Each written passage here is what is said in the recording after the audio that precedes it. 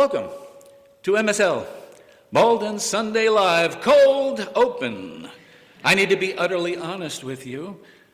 I bent the knee. I took him at his word. It's a monarchy, and I decided to go with it. I don't know what they made me. They appointed me to something. Barron, of course, was taken already. Am I the deputy viceroy of the Coast Guard? I don't know. Do we still have a Coast Guard? Somebody tell me. Well, the honor is very small, but it's something, and I'll find out more when I report to the cabinet, the royal court next week. I'm only human. The pressure was too great. When the musketeers came to my home last week, they threatened to deport my cats if we couldn't provide them 5 ways in which they've increased the economy. These cats haven't done a lick of work in their lives. I, of course, don't mind. I love them. But they are lazy freeloaders.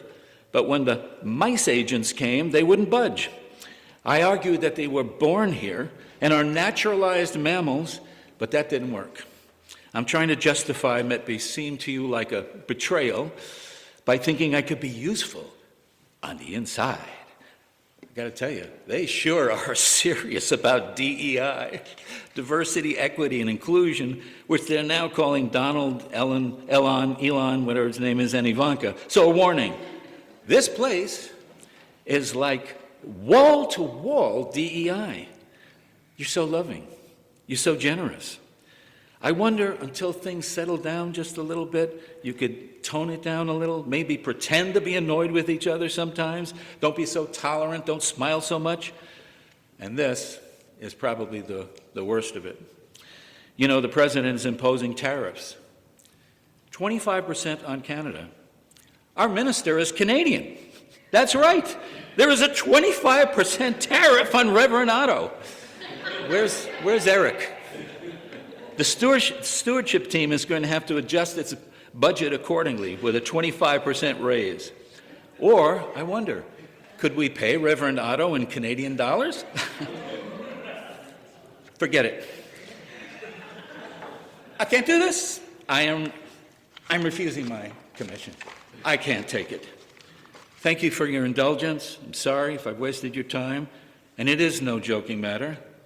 But following up on Reverend D.L. Helfer's message last week, just as joy is a form of resistance, I think my head will explode if I don't counter the madness with humor, because it really, really hurts.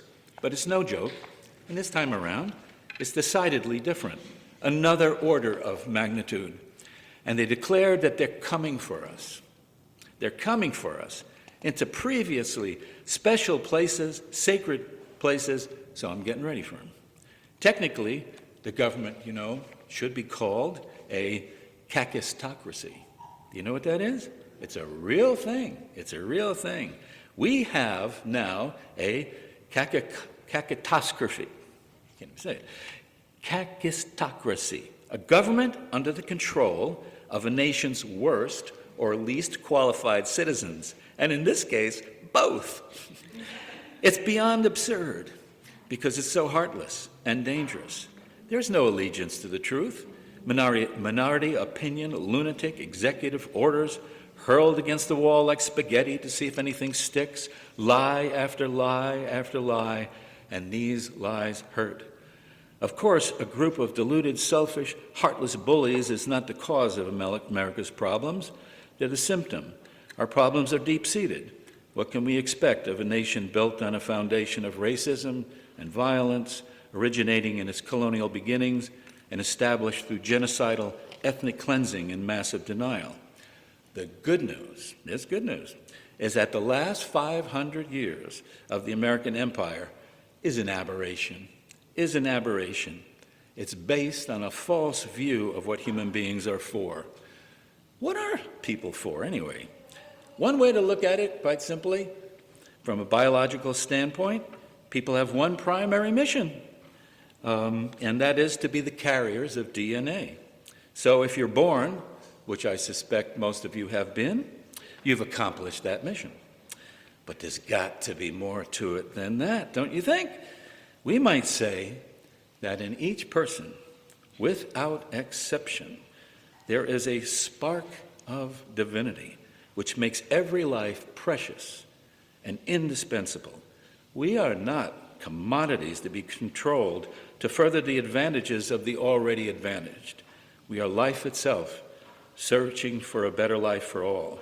William Ellery Channing, one of our earliest and most influential Unitarian Universalist ministers, stated, "A person is not created for political relations as their highest end, but for the indefinite spiritual progress, and is placed in political relations as the means of that progress."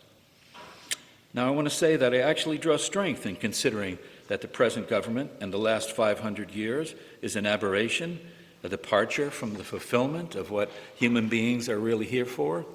When the colonizers came to America from their wretched countries, impoverished, exhausted from war, in what they called in my grade school, the age of exploration.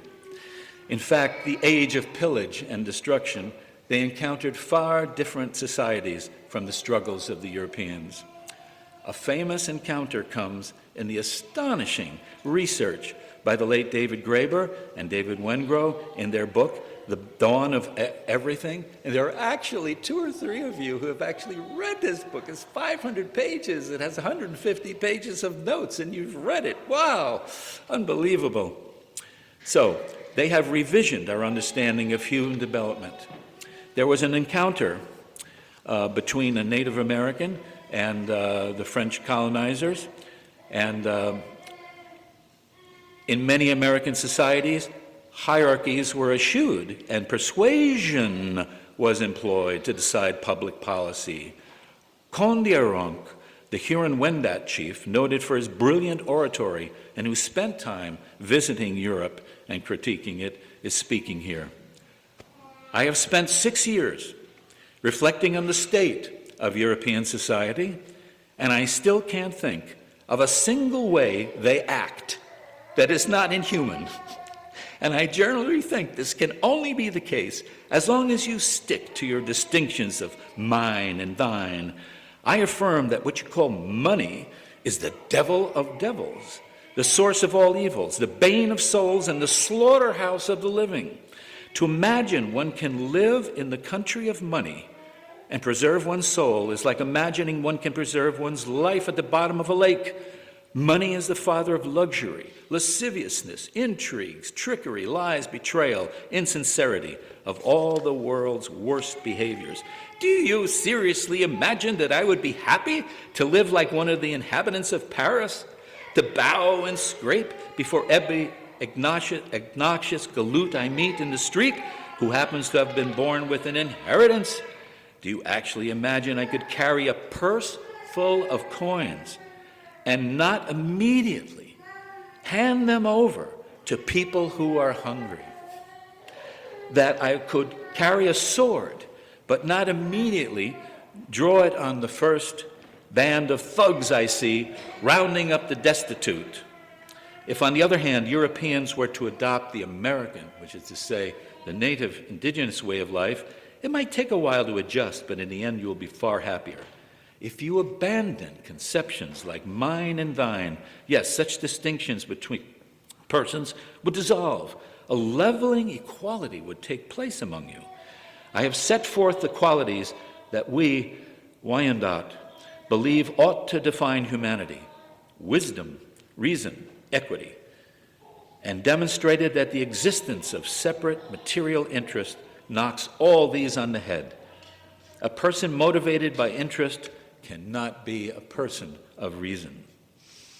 If this way of living was possible now, if you thought that if you had money in your wallet and you came across somebody who needed something and you just emptied your wallet to them, if that way of living was possible then, it's possible now. The present madness is an aberration and a gross distortion of human nature.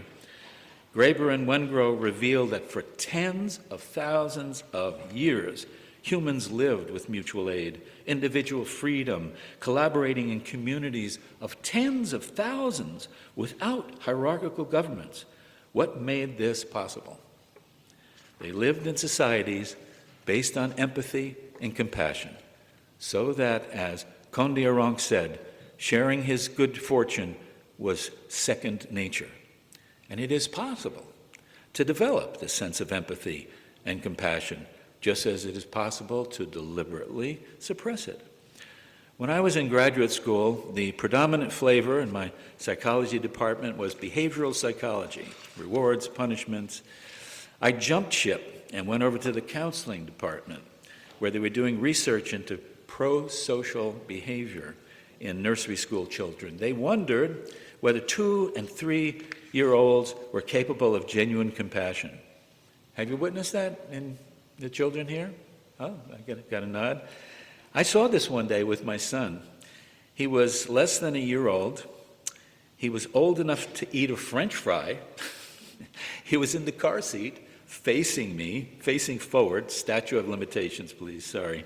I gave a French fry to him. He took a bite, and he offered it to me with his little hands.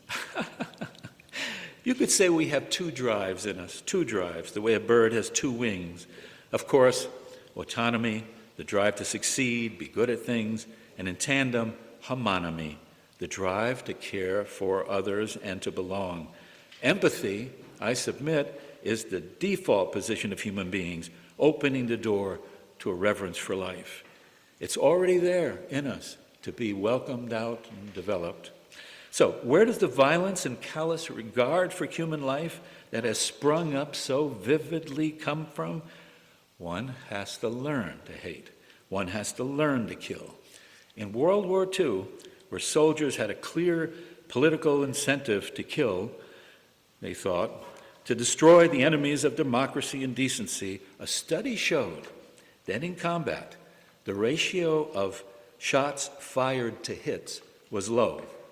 In other words, they were firing their guns a lot, but they weren't hitting their targets. It wasn't the fault of marksmanship. The author of the study wrote, "This is attributable to the inherent humanity inside the soldiers who grew up in a peaceful, equitable society. Soldiers refused to fire their weapons, or they aimed away." That was a problem for the military and its allies, so changes were made. For example, instead of bullseyes, human silhouettes were used for targets. Basic training became effective conditioning into overriding empathy, dehumanizing the people the soldiers were shooting at. On the flip side, empathy and compassion can be developed. Not taught, I think, but caught more so. I grew up in an empathy experiment. In honor of International Women's Day, I tell you that as a child, I lived with my grandmother. She brought up 4 kids during the Depression. She was strong, she was caring. One morning she went to work, and 15 minutes later came back home to make herself another sandwich and grab change for the subway. She had given away her lunch and subway fare to a perfect stranger at the train station. Why? She would answer, because they needed it.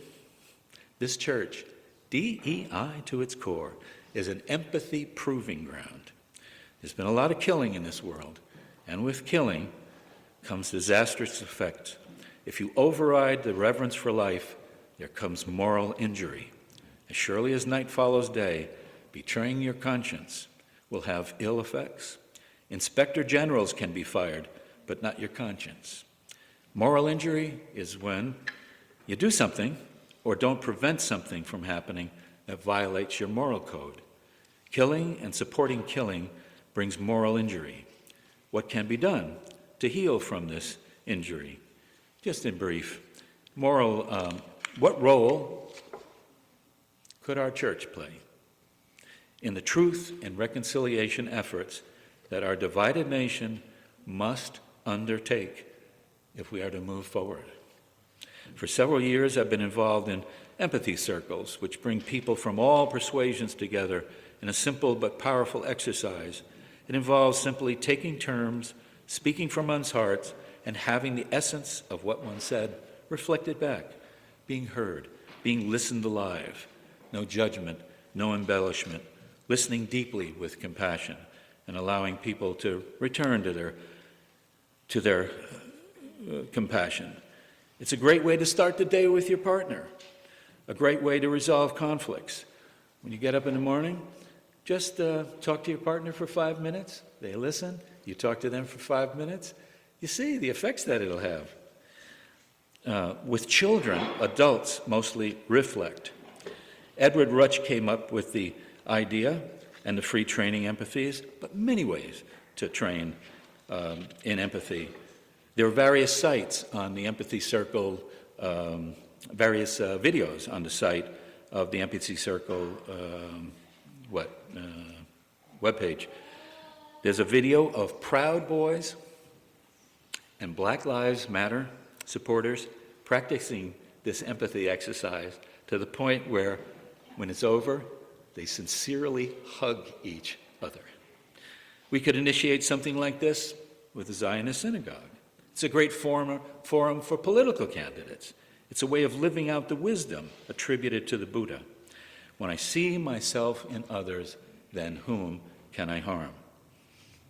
I see that Unitarian Universalists are being asked to the picnic, and they're asked to bring not just the coleslaw and the hot dogs, but the love, the compassion, and the empathy as well.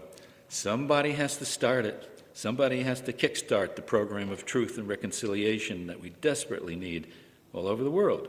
Why shouldn't it be us who have pledged in our hearts to be radically welcome and just? Put another way, by Elmore James, when things go wrong with you, it hurts me too.